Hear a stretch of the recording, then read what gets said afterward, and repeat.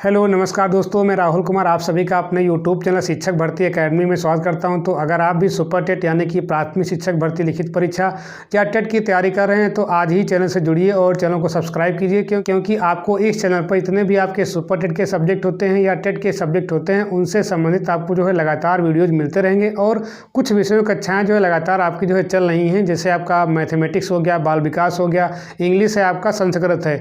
तो इन विषयों कक्षाएँ जो है लगातार आपकी चल रही हैं, प्रारंभ हो गई हैं। तो अगर आप भी अपनी तैयारी को एक सही दिशा देना चाहते हैं तो चैनल से जुड़ जाइए। तो आज हम बात करने वाले हैं बाल विकास मतलब बाल मनोविज्ञान से। इसके पहले जो है मैंने बाल मनोविज्ञान से संबंधित लगभग 4-5 वीडियो डाल दिए हैं। अगर आपने उनको नहीं देखा है तो आप चैनल की प्लेलिस्ट में जाएंगे तो आपको जो है वो वीडियोज़ मिल जाएंगे। तो आज हम बात करने वाले हैं बाल्यावस्था। इसके पहले मैंने जो है विकास की अवस्था में जो है शैशवावस्था की बात कर ली थी। तो आज हम बात कर रहे हैं किसकी? बाल्यावस्था की। देखिए, बाल्यावस्था को इंग्लिश में कहते क्या हैं? चाइल्डहुड कहते हैं। क्या कहते हैं? चाइल्डहुड। और अगर इसकी हम समयावधि की बात करें तो इसकी समयावधि कितनी होती है आपकी? 6 से 12 वर्ष। कितनी होती है यहाँ पर आपकी? 6 से 12 वर्ष। और मैंने जो है इसके पहले जो क्लासिफिकेशन किया था वो किसके आधार पर किया था? डॉक्टर अर्नेस्ट महोदय के अनुसार जो है जो भी आपकी विकास की अवस्थाएं थी उनको जो है 4 भागों में बांटा गया था, जिसमें से आपकी 3 अवस्थाएं बहुत मुख्य होती हैं, जिसमें आपकी शैशवावस्था, बाल्यावस्था और किशोरावस्था। तो शैशवावस्था की हम बात जो है इसके पिछले वाले वीडियो में कर चुके हैं। तो आज हम बाल्यावस्था के बारे में बात करेंगे। तो जैसा कि मैंने बताया था पहले कि जो बाल्यावस्था की जो समयावधि होती है वो कितनी होती है आपकी? 6 से 12 वर्ष होती है। अब देखिए, इस बाल्यावस्था के कुछ आपके जो उपनाम हैं, मतलब यह कि कभी कभी जो है सीधा सीधा क्वेश्चन पूछ लेता है कि आपका जो है चुस्ती आयु किसे कहते हैं, या स्मार्ट एज किसे कहते हैं, या गंदी आयु किसे कहते हैं। इस तरह से जो है आपके इस बाल्यावस्था से संबंधित उसके जो उपनाम होते हैं, मतलब अन्य किन किन नामों से जिसको पुकारते हैं, वैसे जो है आपसे सीधा सीधा आप जो है फैक्चुअल इन्फॉर्मेशन पूछ लेता है। तो जितने भी इसके महत्वपूर्ण तथ्य हैं मैंने सारा का सारा जो है कवर करने का प्रयास किया है।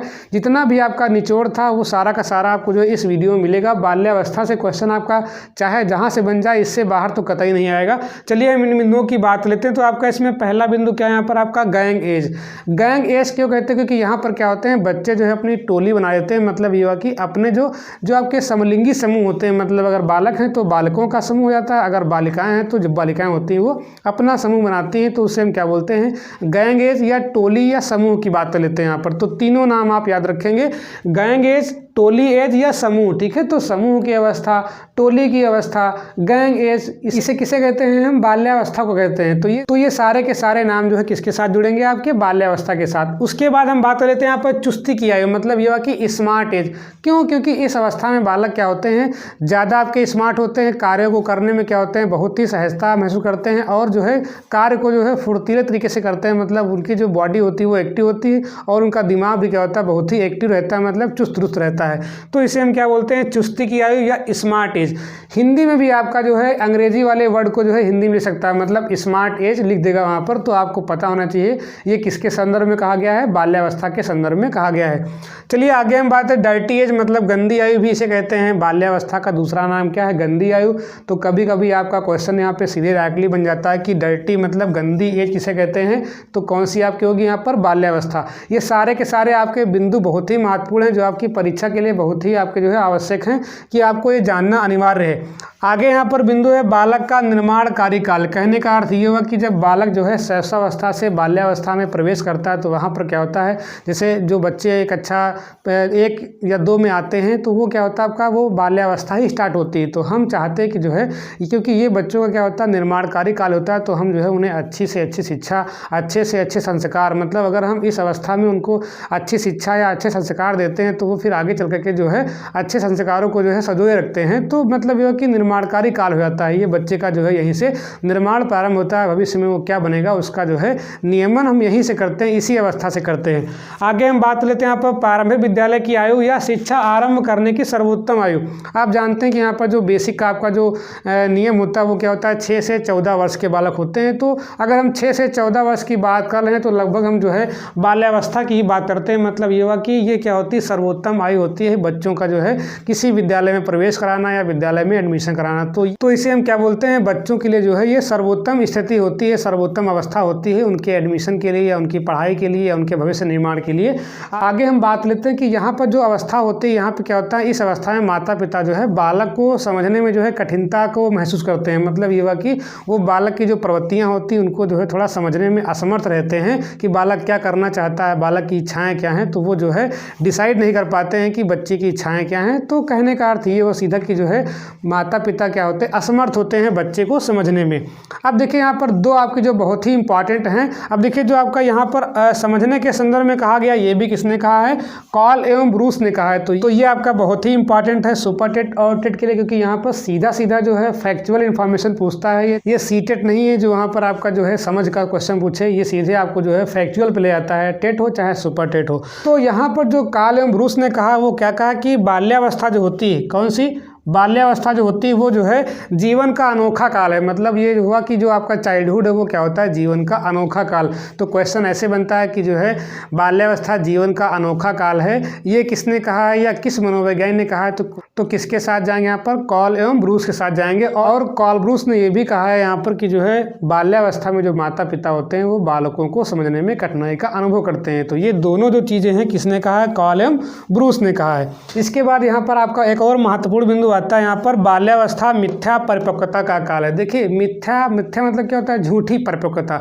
होता क्या है कि जब बच्चा बाल्यावस्था में होता है तो उसमें जो है किशोरावस्था से पहले अवस्था आती है ना, तो उसमें क्या होता है कि किशोरावस्था के जो लक्षण होते हैं वो क्या होते हैं, बाल्यावस्था से ही प्रारंभ हो जाते हैं। मतलब वो दिखने लगते हैं कि जो है नहीं अब किशोरावस्था को बच्चा जो है प्राप्त हो रहा है, लेकिन वो परिपक्वता नहीं होती पूर्ण रूप से, वो क्या होती है, मिथ्या परिपक्वता। मिथ्या मतलब झूठी परिपक्वता, किशोरावस्था से पहले की बात है।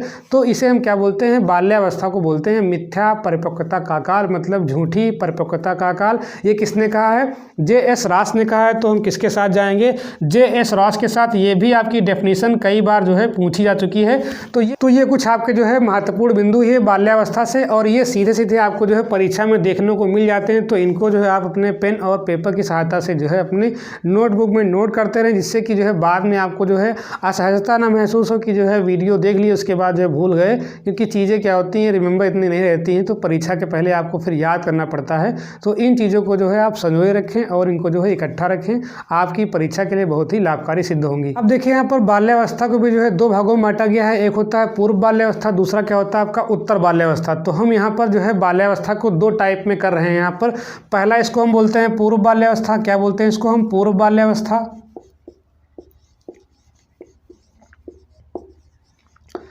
और इसकी जो आपकी अवधि होती है वो कितनी होती है आपकी, यहाँ पर 3 से 6 वर्ष कहीं कहीं मिल जाता है, और कहीं कहीं पर आपको मिलेगा क्या 3 से 7 वर्ष।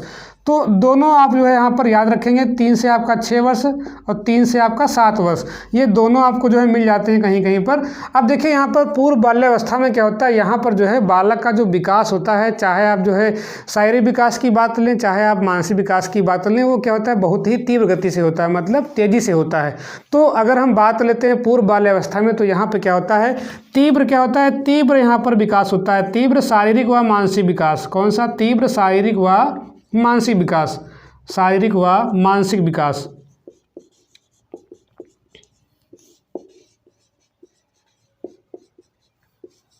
लेकिन अगर हम यहाँ पर बात लेते हैं उत्तर बाल्यावस्था की, किसकी बात लेते हैं, उत्तर बाल्यावस्था की,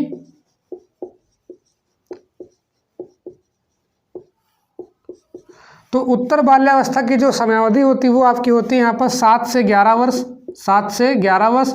कहीं पर आपको मिलेगा 7 से 11 वर्ष और कहीं पर क्या मिलता है आपका 7 से 12 वर्ष। तो आप दोनों यहाँ पर कर सकते हैं, यहाँ पर कभी भी आप कंफ्यूज नहीं होंगे। यहाँ पर 7 से 11 और 7 से 12 वर्ष, ये हालांकि हरलाख महोदय ने इसको क्लासीफाई किया है।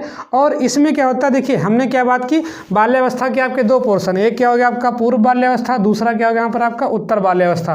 पूर्व बाल्यावस्था की जो समयावधि कितनी होती है आपके यहाँ पर 3 से 6 वर्ष या 3 से 7 वर्ष। और इसमें क्या होता है, जो बच्चे का विकास होता है वो क्या होता है होता है, बहुत ही तीव्र होता है। मतलब अब विकास की बात करें वहाँ पर हम किसकी बात करेंगे, शारीरिक विकास और मानसिक विकास, तो वो क्या होता है, बहुत ही तीव्र गति से होता है। लेकिन अगर हम उत्तर बाल्यावस्था की बात करें तो उत्तर बाल्यावस्था में जो इसकी समयावधि होती कितनी होती है आपकी यहाँ पर 7 से 11 वर्ष या 7 से 12 वर्ष, कहीं कहीं पर आपको मिल जाएगा 7 से 11, कहीं कहीं मिल जाएगा क्या 7 से 12। इसमें क्या होता है कि थोड़ा सा विकास में क्या आता है, स्थायित्व आता है। मतलब ये हुआ कि विकास में क्या होता है, स्थायित्व आता है। विकास में स्थायित्व मतलब स्थायित्व है जो है वो उसका जो पुट बढ़ने लगता है, जो पहले तीव्र गति से हो रहा था विकास उसमें थोड़ा सा स्थायित्व आता है। तो ये आपका जो है बेसिक आपका डिफरेंस क्या हो गया आपका समयावधि का, और कौन सा हो गया यहाँ पर विकास। यहाँ पर विकास क्या होता है, बहुत ही तीव्र गति से होता है, और यहाँ क्या होता है विकास जो है थोड़ा थोड़ा स्थायी होने लगता है। क्यों, क्योंकि हम किशोरावस्था में प्रवेश करने लगते हैं।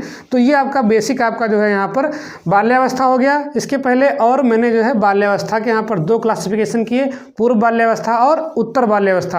अब हम बात कर लेते हैं यहाँ पर जो आपकी बाल्यावस्था होती है, मतलब जो आपका चाइल्डहुड होता है 6 से 12 वर्ष में, इसमें कौन कौन सी आपकी ऐसी विशेषताएं आती हैं बालकों में जिनसे उनको हम कह सकते हैं कि नहीं ये जो है बच्चा अमुक बच्चा जो है ये बाल्यावस्था में है। देखिए इसमें क्या होती है, कुछ आपकी महत्वपूर्ण विशेषताएं होती हैं। कभी कभी विशेषताओं से भी क्वेश्चन आपका बन जाता है बहुविकल्पी, तो विशेषताएं भी आपको पता होनी चाहिए। जैसे पूछ ले कि जिज्ञासा की प्रबलता किस आयु में होती है, तो किस में हम बात करेंगे, यहाँ पर आपका बाल्यावस्था में बात करेंगे। तो यहाँ से भी क्वेश्चन आपके जो है आसानी से पुटअप हो जाते हैं। तो जब इनको हम समझ लेंगे विधिवत तो यहाँ पर हमको क्वेश्चंस करने में कोई दिक्कत आपको नहीं होगी। चलिए आगे देखते हैं। यहाँ पर विशेषताओं में हम किसकी बात करें, शारीरिक व मानसिक विकास में स्थिरता। मैंने वही बात की, जब आप बाल्यावस्था के अंत तक जाते हैं, मतलब ये हुआ कि जब आप यहाँ पर पूर्व बाल्यावस्था से कहाँ आते हैं, उत्तर बाल्यावस्था में, तो होता क्या है कि जो शारीरिक और मानसिक विकास होता है उसमें जो है हल्का फुल्का जो है स्थिरता आने लगती है। जो विकास आपका शैशवावस्था में हो रहा था बहुत तेज गति से, वो क्या होता है कि बाल्यावस्था के अंत तक जो है उसमें हल्का सा स्थायित्व आ जाता है। चलिए आगे हम बात करें जिज्ञासा प्रवृत्ति में प्रबलता। मतलब ये हुआ कि इसमें जो है इस अवस्था में जो बच्चों की जिज्ञासा होती है किसी वस्तु को जानने की, या किसी विषय वस्तु को जानने की, या किसी पाठ में किसी जो है पाठ्यक्रम को जानने की, उनके अंदर जो है उत्सुकता ज़्यादा होती है और वो जो है ज़्यादा क्वेश्चनिंग करते हैं। मतलब जो है अपने अध्यापकों से क्वेश्चन करते हैं, या अपने माता पिता से क्वेश्चन करते हैं, प्रश्न पूछते हैं, या अपने जो परिवार के मेंबर होते हैं उनसे जो है ज़्यादा क्वेश्चन पूछते हैं। उनको मतलब ये होता है कि जो चीज़ें वो देखते हैं उनमें क्यों, कहाँ, कब, कैसे, ये सब उनके अंदर जो जानने की बहुत ही प्रवृत्ति होती है। उसको बोलते क्या, हम जिज्ञासा की प्रवृत्ति बोल देते हैं। मतलब जानने की इच्छा, किसी विषय वस्तु के बारे में जानने की इच्छा, उसे हम क्या बोलते हैं, जिज्ञासा की प्रबलता बोल देते हैं। अगर आगे हम बात कर लेते हैं यहाँ पर रचनात्मक प्रवृत्ति का विकास। देखिए रचनात्मक प्रवृत्ति क्या होती है, मतलब जो बालक ने अपने पूर्व ज्ञान से सीखा उसके आधार पर जो वो नई सोच करता है, मतलब जो कुछ नए काम करता है या किसी विषय वस्तु पर जो है वाद विवाद करता है, तो उसे हम क्या बोलते हैं, रचनात्मक बोलते हैं। उसके नए विचार आते हैं, उसे हम क्या बोलते हैं, रचनात्मकता बोल देते हैं। तो इस अवस्था में क्या होता है कि बालक जो है ज़्यादा रचनात्मक होते हैं, मतलब नई चीज़ों को ज़्यादा जो है ग्रहण करने का प्रयास करते हैं और अपने हिसाब से जो है नए नए आयाम स्थापित करते हैं। जैसे आपका कई प्रकार की आकृतियाँ बनाते हैं। जैसे आप मान लीजिए कागज़ का टुकड़ा लिए तो उससे कई प्रकार की आकृतियाँ, ठीक है, 2D वाला बना सकते हैं, कहो 3D वाला बना दे। तो ये होता है कि उनके अंदर जो है रचनात्मकता का विकास जो है हो जाता है इस अवस्था में। आगे हम बात लेते हैं यहाँ पर संग्रह प्रवृत्ति। संग्रह प्रवृत्ति का मतलब ये होता है कि बच्चे जो है कंचा हो गए, ठीक है, या जो आपके टिकट वगैरह होते हैं ये सब इकट्ठा करने की उनकी प्रवृत्ति होती है। अगर आप उन बच्चों का बैग चेक कर लो तो वहाँ पर आपको तमाम मिलेंगे, ठीक है, जैसे आपका टिक्का वगैरह जो बच्चे खेलते हैं या कंचा खेलते हैं, या फिर आपका जो है छोटी छोटी आपकी जैसे कटर हो गई, रबड़, ये एक कटर रबड़ नहीं मिलेगी उनके अंदर। बैग में कम से कम 4-5 कहो रबड़ रखी हूँ, 4-5 कहो कटर रखी हूँ। मतलब वो हुआ कि उनके पास चीज़ों को इकट्ठा करने की जो है उनके अंदर प्रवृत्ति स्थापित हो जाती है इस अवस्था में। तो संग्रह की प्रवृत्ति से क्वेश्चन आपका बन सकता है कि संग्रह की प्रवृत्ति निम्न में से किस अवस्था में पाई जाती है। तो किसके साथ जाएंगे यहाँ पर, आप बाल्यावस्था के साथ जाएंगे। आगे हम बात लेते हैं यहाँ पर चोरी व झूठ बोलना। देखिए यहाँ पर सीधी सी बात है, बच्चों के अंदर क्या होती है, संग्रह की जो है प्रवृत्ति होती है। तो वो करते क्या है कि चीज़ों को जो है चुराने के लिए या उनको जो है छिपाने के लिए जो है झूठ बोल लेते हैं या चोरी भी कर लेते हैं। आप देखते हैं कक्षा में जो है बच्चे बैठते हैं तो किसी की रबड़ गायब है, किसी कटर गायब है, किसी की पेंसिल गायब है, किसी के रुपए गायब हैं, ठीक है। तो झूठ बोलते हैं और चोरी करते हैं। किस अवस्था में, यहाँ पर बाल्यावस्था की हम बात करें। तो ये आपके मुख्य बिंदु हैं, इनसे आपके जो है फैक्चुअल क्वेश्चन बन सकते हैं। जैसे पूछा है कि आपका जो है बच्चे किस अवस्था में जो है चोरी करते हैं, झूठ बोलते हैं, तो किसके साथ जाएंगे आप, बाल्यावस्था के साथ। तो क्वेश्चन कहीं से भी पुटअप हो सकता है, सुपर टेट का पेपर है, कंपटीशन बहुत तगड़ा होगा यहाँ पर, तो इसलिए जो है आप विधिवत आप जो है एक स्टेप बाय स्टेप जो है पढ़ते रहें, एक एक चीज़ को जो है बारीकी से पढ़ें। चलिए आगे हम बात करें प्रशंसा पाने की प्रवृत्ति। इस अवस्था में क्या होता है, यहाँ पर जो है बालक जो है अच्छा, मतलब बालक को कोई अच्छा बोले, अच्छा लड़का बोले, अच्छी लड़की बोल दे, तो वो क्या होता है, प्रशंसा होती है। तो और कभी कभी क्या होता है, प्रशंसा के चक्कर में जो काम वो नहीं करना चाहते हैं तब भी वो प्रशंसा पाने के चक्कर में कर डालते हैं। तो ये अवस्था क्या होती है, प्रशंसा की अवस्था होती है। प्रशंसा की अवस्था आप वहाँ पढ़ते हैं जो आप पढ़ेंगे कोहलबर्ग का नैतिक सिद्धांत, तो वहाँ पर भी क्या होता है, अच्छा लड़का या अच्छा लड़की का आपका सिद्धांत होता है, तो वहाँ पर भी जो है प्रशंसा की स्थिति होती है। हालांकि वो आपका जो अलग केस है। यहाँ पर हमने किसकी बात की, प्रशंसा की प्रवृत्ति, मतलब ये हुआ कि उनको अनुमोदन चाहिए कि हम जो है अच्छा काम कर रहे हैं। आगे हम बात लेते हैं यहाँ पर सामूहिक खेल की। तो यहाँ पर क्या होता है, बच्चे जो है, मैंने बताया कि इसमें क्या होते हैं, बच्चे जो है समलिंगी समूह बनाते हैं, मतलब अगर बालक हैं तो बालकों का समूह, अगर बालिकाएं हैं तो बालिकाओं का समूह अलग होता है। तो वो सामूहिक खेलों में जो है ज़्यादा प्रतिभाग करते हैं, मतलब यह कि ग्रुपिंग कर लेते हैं। कोई भी खेल खेलना हो, चाहे क्रिकेट खेलना हो, चाहे जो है कैरम बोर्ड खेलना हो, चाहे लूडो खेलना हो, तो वो जो है अपना अपना एक ग्रुप बना लेते हैं। तो सामूहिक खेलों में जो है प्रतिभाग ज़्यादा करते हैं, एकाकी ना रह करके। और हमने इसके पहले किसमें बात की, शैशवावस्था में, तो वो बच्चा क्या था आपका, आत्म केंद्रित था, मतलब उसको जो है समूह से कोई मतलब नहीं। आगे हम बात लेते हैं यहाँ पर काम में न्यूनता, मतलब ये हुआ कि हमने किसकी बात की थी इससे पहले, शैशवावस्था में। तो शैशवावस्था में क्या होता था, बालक जो है उसमें जो है कामुकता की भावना होती है, मतलब वो अंगूठा चूसता रहता है, अपने अंगों से प्रेम करता है। लेकिन इस अवस्था में क्या होता है कि बाल्यावस्था में जो है ऐसी स्थिति नहीं होती है, मतलब काम में न्यूनता आती है। देखिए बाल्यावस्था ही केवल आपकी ऐसी अवस्था है, इसमें क्या होती है, काम की न्यूनता होती है। लेकिन अगर हम बात करें किसमें, शैशवावस्था की, उसमें क्या होता है, काम की अधिकता होती है, क्योंकि बच्चा जो है स्वयं से प्रेम करता है, और जैसे आप जानते हैं कि वो अंगूठा चूसने का काम या अपने अंगों से प्रेम। और किशोरावस्था में तो आपकी काम की अधिकता हो ही जाती है। आगे देखते हैं, यहाँ पर आपका दिया गया है समलैंगिक समूह। मैंने बात कर ली थी, यहाँ पर जो बालिकाएं होती हैं वो बालिकाओं के समूह हैं, और बालक क्या होते हैं, आपके बालकों के समूह में रहना पसंद करते हैं। आगे देखते हैं यहाँ पर विचार, तर्क, चिंतन, समस्या समाधान। देखिए इस अवस्था की आपकी सबसे बड़ी आपकी उपलब्धि यही होती है कि इस अवस्था में क्या होता है, बालक जो है तर्कपूर्ण चिंतन करने लगता है, और जो उसके सामने समस्याएं आती हैं उनके समाधान जो है खोजने लगता है। मतलब ये हुआ कि वो समस्या समाधान में निपुण हो जाता है, चिंतन करता है चीज़ों के बारे में, तर्क करता है, मतलब उसके अंदर जो रीजनिंग पावर होती है, मतलब तगड़ा शक्ति, वो क्या होती है, विकसित हो जाती है। आगे हम बात लेते हैं यहाँ पर रुचियों में परिवर्तन। रुचियों में परिवर्तन का मतलब ये हुआ कि अगर हम शैशवावस्था की बात करें तो वहाँ पे क्या होते हैं, बच्चे जो है खिलौनों से प्रेम करते हैं। लेकिन जब बच्चा जो है शैशवावस्था से बाल्यावस्था में आता है तो उसकी जो रुचियाँ होती हैं वो क्या होती हैं, परिवर्तित हो जाती हैं, और उन रुचियों में लगातार परिवर्तन होता रहता है। बालक क्या होता है कि कुछ समय तक जो है एक काम में मन लगाता है और उसके बाद दूसरे काम में मन लगाता है, तो उसकी रुचियाँ क्या होती हैं, लगातार जो है परिवर्तित होती रहती हैं समय के अनुसार। आगे हम बात लेते हैं यहाँ पर बहिर्मुखी व्यक्तित्व। मतलब ये हुआ कि इस अवस्था में क्या होता है कि जो बालक का व्यक्तित्व होता है कैसा होता है, का बहिर्मुखी क्यों हो जाता है, क्योंकि इस अवस्था में वो अपने परिवार के जो है जो टीचर होते हैं या जो परिवार के आपके उसके मित्र मंडली होती है उसके साथ क्या करता है, वो संवाद करता है भाषा के माध्यम से। तो वहाँ पर क्या होता है कि उसके अंदर जो है सामाजिकता की भावना डेवलप हो जाती है, और जो भी बच्चा सामाजिक होता है वो अपने आप में क्या होता है, बहिर्मुखी हो जाता है। तो यहाँ पर जो है बहिर्मुखी व्यक्तित्व की बात की गई है। आगे हम बात लेते हैं यहाँ पर नैतिक गुणों का विकास। देखिए इस अवस्था में क्या होता है कि नैतिक गुणों का विकास जो है पर्याप्त मात्रा में हो जाता है। इसके पहले हमने बात की थी शैशवावस्था में, तो हमने कहा था कि वहाँ पर जो है नैतिकता जो है थोड़ा कम मात्रा में होती है, लेकिन जैसे जैसे आपकी अवस्था बढ़ती आती है और आप बाल्यावस्था में प्रवेश करते हैं तो वहाँ पर क्या होता है कि नैतिकता के गुण, मतलब ये हुआ कि अच्छा, बुरा, ईमानदार, बेईमान, ठीक है, इस तरह से इन गुणों के बारे में जो है उसको जानकारी हो जाती है कि ये अमुक वस्तुएं या अमुक चीज़ें क्या हैं आपकी जो है ख़राब हैं या अच्छी हैं, इनके बारे में जो है वो जानकारी प्राप्त कर लेता है। तो ये आपका क्या हो गया, बाल्यावस्था के बारे में एक जो है महत्वपूर्ण तथ्य हो गए, और ये आपके जो है बाल्यावस्था में जो है महत्वपूर्ण विशेषताएं हो गई। तो इन महत्वपूर्ण तथ्यों और महत्वपूर्ण विशेषताओं को आप जो है बिल्कुल एज इट इज याद कर लीजिए या लिख लीजिए, क्योंकि आपकी परीक्षा में इससे जो है फैक्चुअल आपके क्वेश्चंस बन सकते हैं। अब हम बाल्यावस्था में जो विकास के अलग अलग पहलू होते हैं, मतलब ये हुआ कि शारीरिक विकास कैसे होता है, मानसिक विकास कैसे होता है, संवेगात्मक विकास कैसे होता है, भाषाई विकास कैसे होता है, इन सब विकास के बारे में हम चर्चा करेंगे। तो सबसे पहले हम बात लेते हैं यहाँ पर जो है शारीरिक विकास में। जैसा कि इसके पहले मैंने जो है शैशवावस्था में इन सभी बिंदुओं की चर्चा की थी, इसी प्रकार से हम जो है यहाँ पर इन सभी बिंदुओं की चर्चा करेंगे। तो सबसे पहला आपका यहाँ पर है शारीरिक विकास। इसमें मैंने बताया था यहाँ पर क्या होता है, आपके 5 जो आपके मुख्य बिंदु होते हैं उसमें क्या होता है आपका भार हो गया, लंबाई हो गया, सिर व मस्तिष्क, हड्डियाँ और दांत, इन सभी की चर्चा हम जो है अलग अलग अवस्थाओं में करते आ रहे हैं। इसके बाद हम किशोरावस्था में करेंगे। तो सबसे पहले हम बात किसी करते हैं यहाँ पर भार की।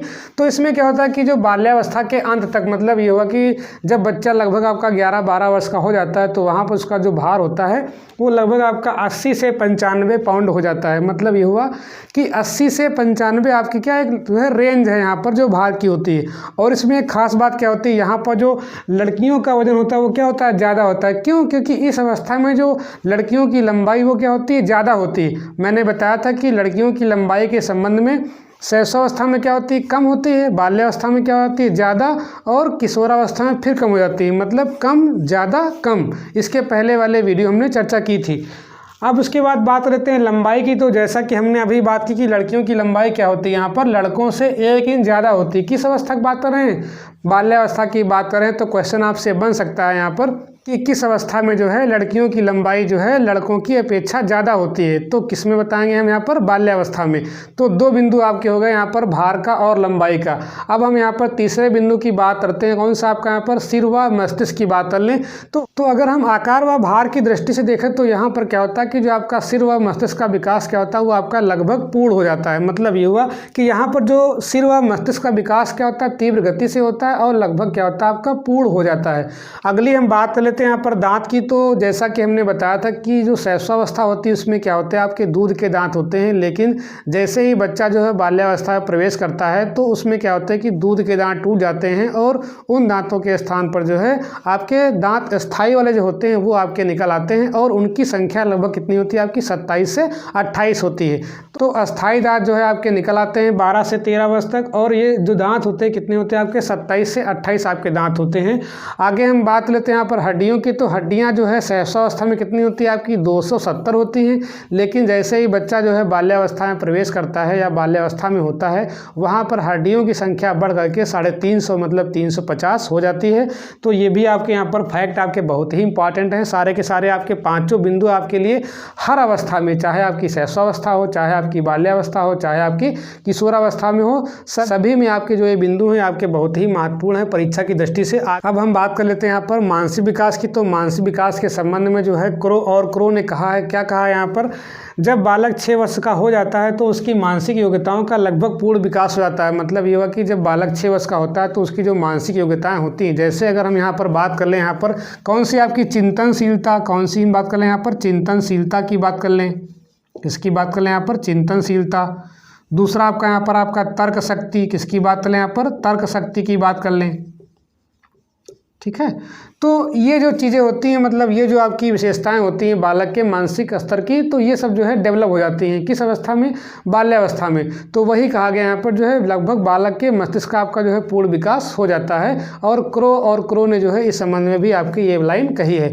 आगे हम बात लेते हैं यहाँ पर संवेगात्मक विकास की। देखिए मैंने संवेग के बारे में बताया था। संवेग क्या होता है आपका, इमोशन से बना है, और इमोशन शब्द लैटिन भाषा के इमोर से बना है। और इमोर का अर्थ क्या होता है यहाँ पर, जो आपकी आंतरिक जो आपके भाव होते हैं, जो आपके आंतरिक जो आपकी इच्छाएं होती हैं उनका जो है बाह्य प्रकटीकरण, जो आपके आंतरिक भावनाएं होती हैं उनका बाहर प्रकटीकरण क्या कहलाता है, संवेग कहलाता है। तो इस अवस्था में जो आपका संवेग होता है उसमें क्या होता है, उग्रता में कमी आती है। मतलब ये हुआ कि शैशवावस्था में बालक क्या होता है कि संवेगों के प्रति उग्र होता है, मतलब वो हठी हो जाता है। अगर ये चीज़ चाहिए तो उसको चाहिए, मतलब अगर नहीं देंगे तो वो फिर जो है अपने पैर पटकता है, ठीक है, रोएगा। तो वहाँ पर क्या होते हैं, संवेग उग्र होते हैं, किसमें, शैशवावस्था में। लेकिन जैसे ही बालक आपका बाल्यावस्था में आता है तो वहाँ पर जो संवेग होते हैं वो उग्रता जो है थोड़ा कम करते हैं। मतलब ये हुआ कि बच्चे जो है थोड़ा उग्र कम करते हैं, वो संवेगों पर जो है नियंत्रण कर लेते हैं, मतलब हल्का फुल्का जो है वो उनका दमन कर लेते हैं। तो यहाँ पर संवेग उग्र नहीं होते, उग्रता में क्या होती है, कमी हो जाती है। और इसमें जो आपके मुख्य आपके जो संवेग हैं, दुख सुख हो गया, प्रेम है, क्रोध है, भय, ईर्ष्या, ठीक है, घृणा, जिज्ञासा, स्नेह, प्रफुल्लता, दोष, निराशा। तो ये जो आपके होते हैं संवेग होते हैं स्पेशली आपके बाल्यावस्था में। लेकिन एक इसमें पावर क्या आती है बच्चों के अंदर कि बालक जो है संवेगों का दमन कर सकता है। मतलब इस अवस्था में इतना बालक जो है परिपक्व हो जाता है कि वो जो उसके संवेग होते हैं, जैसे क्रोध हो गया तो क्रोध पे नियंत्रण पा लेता है, या ज़्यादा खुशी की बात है उस पर भी आपका नियंत्रण कर लेता है, या ईर्ष्या है उस पर जो कंट्रोल कर लेता है। मतलब ये हुआ कि वो अपने संवेगों को अपने हिसाब से नियंत्रित कर सकता है। तो ये दमन की अवस्था अवस्था होती है, मतलब संवेगों के दमन की अवस्था दमन कर सकता है बालक। आगे हम बात कर लेते हैं यहाँ पर सामाजिक विकास की। देखिए जैसे आपका बालक जो है परिवार से विद्यालय जाता है या विद्यालय से सोसाइटी में जाता है, तो वहाँ पर क्या होता है कि वो जो है सोसाइटी मतलब समाज के लोगों से अंतर क्रिया करता है और भाषा के माध्यम से विचारों का आदान प्रदान करता है। कुछ चीज़ें वो सीखता है समाज से और कुछ जो है लोग उससे सीखते हैं। तो वहाँ पर क्या होता है, जैसे ही हम यहाँ पर समाज में आते हैं तो इसका मतलब ये हुआ कि हमारा जो है सामाजिक विकास हो गया है या हम सामाजिकरण की प्रक्रिया में सम्मिलित हो गए हैं। तो इसमें वही मुख्य बातें की गई हैं। तीव्र सामाजिक विकास क्यों तीव्र होता है? क्योंकि बालक जो है विद्यालय आता है, क्योंकि परिवार से उसका जो है जुड़ाव रहता है, लेकिन कब? विद्यालय के अतिरिक्त टाइम में। लेकिन जब विद्यालय आता है तो विद्यालय जाते समय जो उसके आसपास के जो लोग होते हैं या उसके विद्यालय के जो आपकी मित्र मंडली होती है या उसके जो अध्यापक होते हैं, वहाँ से क्या होता है सामाजिकरण की प्रक्रिया बहुत ही तेज हो जाती है। आगे हम बात लेते हैं यहाँ पर मनोवैज्ञानिक टोली। बच्चा करता क्या है, जब टोली बनाता है तो टोली में क्या होंगे, कई लोग होंगे, तो वहाँ पर क्या होता है भाषा के माध्यम से विचारों का आदान प्रदान होता है और जहाँ पर विचारों का आदान प्रदान होता है वहाँ पर सामाजिकता की भावना विकसित हो जाती है।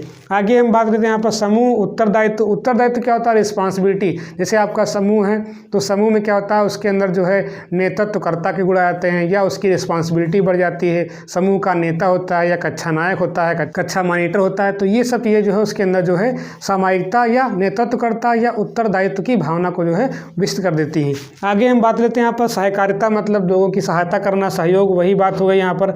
सामाजिक स्वीकृति और प्रशंसा। देखिए इसमें क्या होता है कि इस अवस्था में जो है बालक जो है वो जो सोसाइटी के जो नियम होते हैं उनकी जो है स्वीकृति महसूस करता है या जो रीति रिवाज होते हैं उनको भी जो है फॉलो करता है और प्रशंसा की अवस्था होती है। मतलब ये है कि बालक जो है लोगों का अनुमोदन चाहता है कि अगर हम अच्छा काम कर रहे हैं तो हमको जो है अनुमोदन मिले और लोग जो है हमको सपोर्ट करें। तो ये जो है अनुमोदन की अवस्था होती है। खेलों के माध्यम से जो है सामाजिकता का विकास, मतलब यह कि बच्चे में क्या होता है खेल के माध्यम से जो है सोशलाइजेशन मतलब सामाजिकरण का विकास हो जाता है उसका, और खेलों के माध्यम से उसमें कई जो है सहयोग की भावना हो गई आपकी, यहाँ पर जो है नेतृत्वकर्ता की भावना। तो ये क्या होते हैं, सब जो है सामाजिक विकास के आपके गुण होते हैं।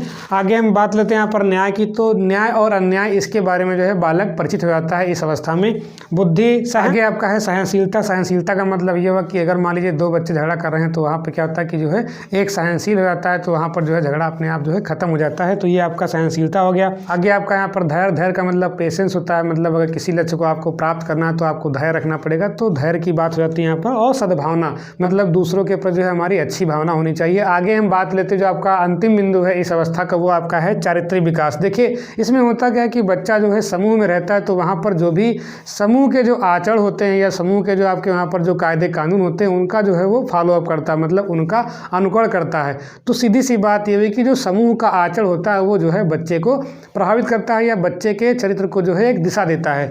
इसमें और क्या आपका न्याय। न्याय और अन्याय इसमें जो है इस अवस्था में आता है, मतलब जो चरित्र का आपका जो मुख्य पहलू होते हैं, जो भी आपके अच्छे गुण होते हैं, न्याय की बात हो गई यहाँ पर, ईमानदारी की बात हो गई यहाँ पर।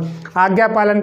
आज्ञा पालन मतलब इस अवस्था में क्या होता है कि बच्चा जो है अधिक से अधिक आपका आज्ञाकारी होता है, क्योंकि वो जो है अपने अध्यापकों की बातें मानता है या जो उसके पेरेंट्स होते हैं, गार्जियंस होते हैं, उनकी जो है बातें मानने का प्रयास करता है। तो आज्ञाकारिता भी जो है ये इसका जो है चारित्रिक विकास में आपका जो है बहुत ही आपका महत्वपूर्ण बिंदु है। किसमें? बाल्यावस्था की हम बात कर रहे हैं। फिर होता है कि विवेक। जागृत होने के बाद क्या होता है कि बालक जो है झूठ कम बोलता है। देखिए अब देखिए जब हम यहाँ पर बात कर रहे हैं बाल्यावस्था की, तो बाल्यावस्था में बच्चा झूठ तो बोलता है, लेकिन जब उसको जानकारी हो जाती है चीज़ों के बारे में कि ये चीज़ें जो है झूठ बोलना क्या आपका गलत है, चोरी करना क्या आपका गलत है, तो जब उसके अंदर विवेक जागृत हो जाता है तो वो जो है झूठ बोलना कम कर देता है, या बाल्यावस्था के अंत तक जो है उसमें झूठ बोलने की प्रवृत्ति लगातार जो है कम हो जाती है। तो ये आपका जो है बाल्यावस्था के बारे में जो महत्वपूर्ण आपके तथ्य थे, बाल्यावस्था की विशेषताएँ और किस जो है मनोवैज्ञानिक ने क्या कहा है वो आपके बिंदु हो गए। उसके बाद हमने किसकी बात की यहाँ पर? बाल्यावस्था के जितने भी आपके विकास के पहलू होते हैं, चाहे आपका शारीरिक विकास हो, संवेगात्मक विकास हो, भाषाई विकास हो, चारित्रिक विकास हो, ठीक है। तो इन सभी हमने विकास के पहलुओं पर चर्चा कर ली है। तो मेरे हिसाब से आपका बाल्यावस्था में इससे आपका ज़्यादा इंपॉर्टेंट नहीं है। जितने भी आपके फैक्ट आएंगे इसी से आपके संबंधित आपके पूछे आएंगे। तो आप जो है इस वीडियो को अच्छे से देखें, और मैं तो ये कहता हूँ कि इस वीडियो के जो है नोट्स बनाते चलिए, जिससे कि आपको जो है परीक्षा के टाइम पे रिवीजन करने में बड़ी आसानी रहे। नहीं तो फिर आप आखिरी टाइम में वीडियो ढूंढते रहेंगे, मिलने वाला नहीं, और फिर उतने समय में आप जो है वीडियो देख भी नहीं पाएंगे, इतने ज़्यादा वीडियो हो जाएंगे।